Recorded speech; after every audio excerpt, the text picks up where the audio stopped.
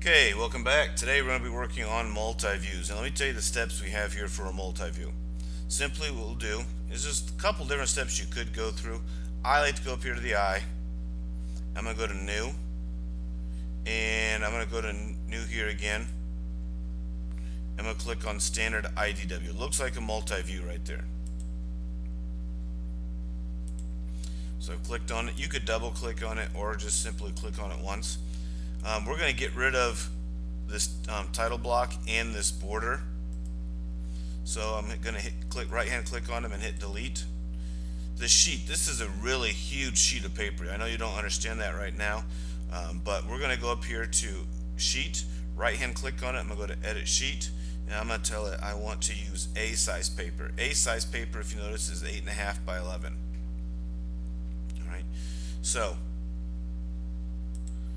Alright, so you can see a slight change, but if you were to print this off now, this would print on the printer like we want it to. We'll go to place views, base. Now what it's picked here is the center part. The reason it's picked the center part is because the last part I was working on was the center part. It's going to by default pick the last one you were working on. Some things we're going to talk about here is scale. I'm going to make mine bigger. This would be half as big. You can kind of see how big it's going to be. Alright, notice that's how big it would be right now. If I go to 3:1, it's going to make it bigger and bigger. I'm going to go to 2:1, so you can pick your scale right here. I'm going to go here. This is going to allow me to be able to pick what my front view is. So I'm going to click what right now is my front view. This is going to be the picture that would be in the bottom left hand corner. Is that what I want to be there? Well, I'm going to kind of go through it a little bit. This would be my right side view. This would be what my top view looks like. So yeah, that looks good to me. So I'm going to say yep. I advise you to always go in there and check that. Hit this button and check. Make sure you choose what your front view is going to be. So I'm just going to kind of place that where I want it to be. You can either hit OK, or I believe you can start clicking and it'll start putting it in spots. So there's this right here is my front. That there is the top.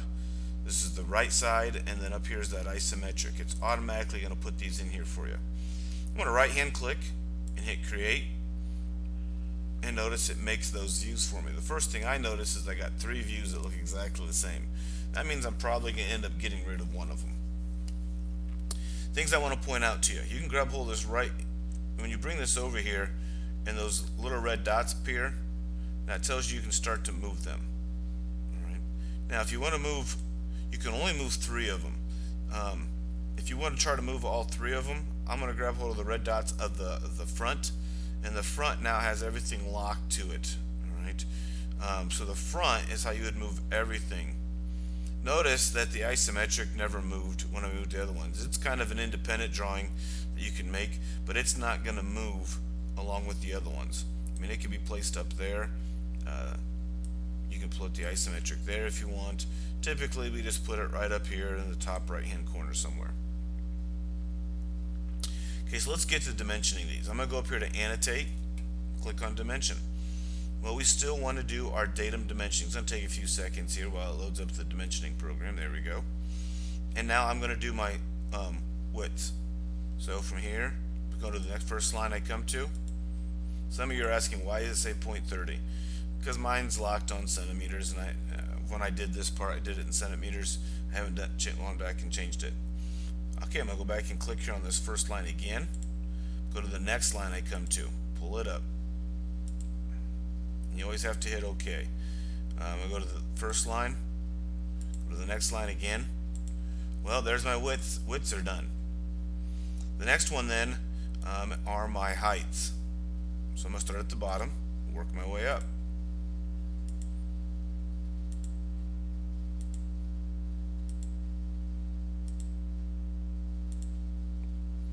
So I'm just again working through this here. Okay, so I've got my widths and my heights. I haven't done depth yet. Depth would have to be done over here or right here. I'm going to go ahead and do depth right here.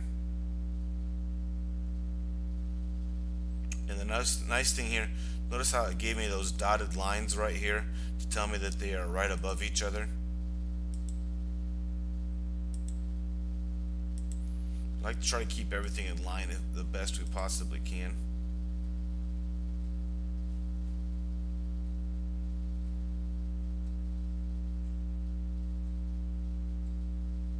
Okay, it's not giving me the lines this time, so I'm trying to make it the best I can on my own. And here we are. Let's say you had made a mistake and you wanted to get rid of a dimension. Alright, let's say I had, when I was doing this, I had also put one here to here, and we had extra dimensions. It'll let you dimension here. This is a little bit different than making the part, but we know we don't need this because I have this one already in this one, so that one would be automatic. So how do I get rid of it? Because if I click on it, it's going to keep taking me to here.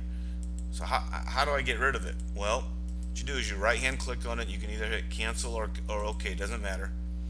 And now I come back and click on it and I hit delete and it's gone. Right. If I thought this was a mistake, I could click on it, delete, and it's gone. But that wasn't a mistake, so let's bring it back up there.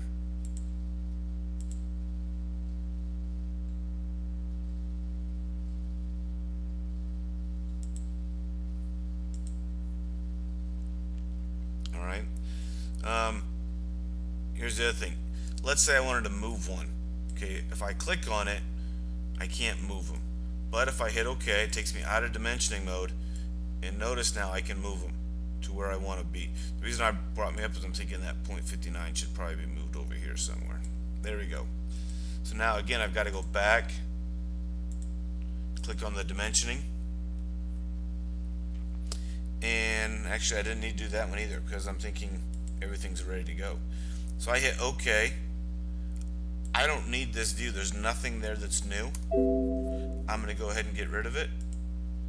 And there it is. Hey, that's all there is to making your own multi-view, or an IDW, more specifically here in Inventor.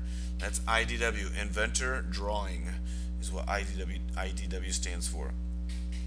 I'm going to go up here and save it. Make sure you're saving it to a place that you want to save it to. Some of you are saving it to your desktop. I don't want to do that. I'm going to save mine into my OneDrive. Those of you who are putting it on your desktop, if you lose your hard drive, you're going to lose all of these, and you're going to not like that.